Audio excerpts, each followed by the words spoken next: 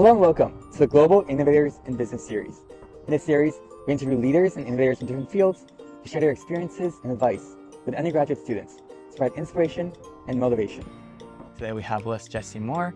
Jesse is the co-founder and CEO of M-KOPA. And so how did you get to this point? So what was the first spark that you wanted to do something that was impactful, and how did that come to be? So as an undergrad, and I was at the University of North Carolina in Chapel Hill, and I was very fortunate to be what's now called a Moorhead-Kane Scholar. And so I was able to study abroad in South Africa, and I volunteered in Costa Rica and Bolivia for different summers. And so that was what sparked me, and I said, great, I'm going to go into the NGO field. But after 4 or 5 years of being in that sector, was beginning to see the issues, the lack of a feedback loop from customers. And then I had an amazing moment or conversation with 14 farmers. That was a real pivot moment for my career thinking. It was in Kenya, and I had done repeat visits over a couple of years to a project that the NGO had been running for a long time, helping some farmers improve their output so that they could make more money. And I had visited these farmers before, but on this particular trip, it was 2005 that I was with these farmers the second time. And between the 2004 trip and the 2005 trip, the same group of farmers, 14 of them, had gone from having no mobile phones to all having mobile phones. Simple Nokia feature phones. And a couple of things shocked me about that. The first thing was that my parents at the time in Canada, who could totally afford a mobile phone, didn't have one. And they didn't have one because they're like, why do I need a mobile phone? I've got a landline, I've got email, and I don't need this form of communication. And I'm with these farmers who are very low income, $1, $2 a day farmers, and they had bothered to invest in a cell phone. And then I asked them about it, and they went on about how wonderful this product was and how it transformed their lives, and it gave them access to information and allowed them not to have to spend as much money traveling on buses and all these kind of positive reasons. And I was like, wow, this is really incredible that my parents, who totally could afford, don't see the need, but the farmers are adamant that this is the best thing in their lives. And it was kind of like, okay, so innovation is going to happen faster in this farmer's field than it will in my hometown. So I'm really interested in innovation. The second thing was I asked all the farmers, so wait, guys, you've told me that this phone is the most important thing in your life. But what about us? We've been with you as an NGO for 10 years. We've helped you in all these ways.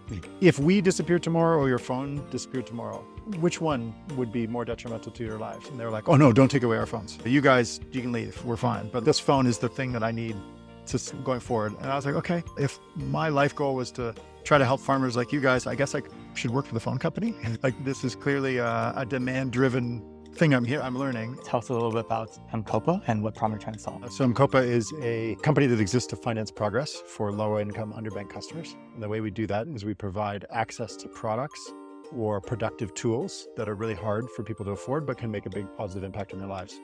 And traditionally that's been solar-powered systems, which we sold over 1 million over the last decade. And now we finance a lot of smartphones. That's the product that everybody needs to get onto the internet. And then on the internet, I can get more business, and on the internet, I can make more money.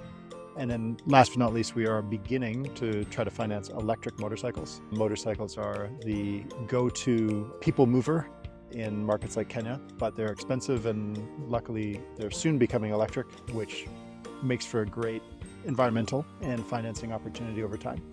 So we finance those assets to now over 3 million people across Kenya, Uganda, Nigeria, and Ghana.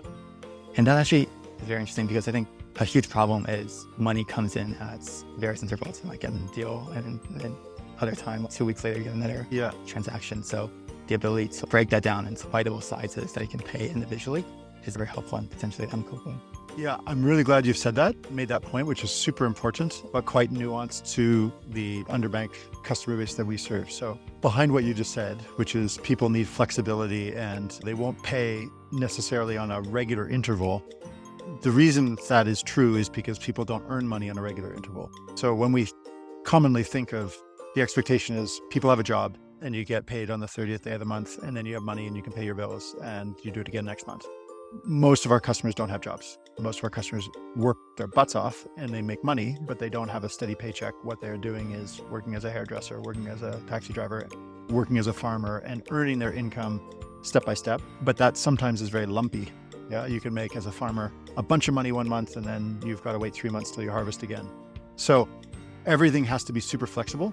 And for us, that meant, first of all, always charging at a minimum increment. We really wanted to make the payment increment as small as possible to allow it to be as flexible to their cash flow needs. The second thing about our lending model is we allow you to take days off. Of course, I'd prefer that you pay every day on schedule, but that's not realistic. And so into the way we price and we work is we assume that customers are going to have a day or two in a month where they can't pay, and that's okay. That's all built in flexibly to make it more affordable for them. If you're 20 to 30 years old and trying to figure out your next step and you have a goal of doing something that's impactful and driving change in the world, but don't know where to start, what would be your advice? So the main advice is going to sound a little odd maybe, but the best advice I could give myself when I was in my mid-20s was don't worry as much as you do about a plan. I used to be very concerned about what I would do next and what that would lead to, and trying to forward plan how my whole career would unfold. And I put a lot of pressure on myself, and I think made some silly decisions because I always thought, okay, is this the right plan? But in retrospect, talking back to myself, like, don't worry about it. It'll all be fine. Especially if you do what you love and you have purpose in your life and you work your tail off, work really hard and think about the long term, like things will just work out. So you don't have to be too focused on some specific career path. And so it's important to not to put too much pressure on yourself and follow your nose a little bit and trust that things will work out. Thank you so much, Jesse.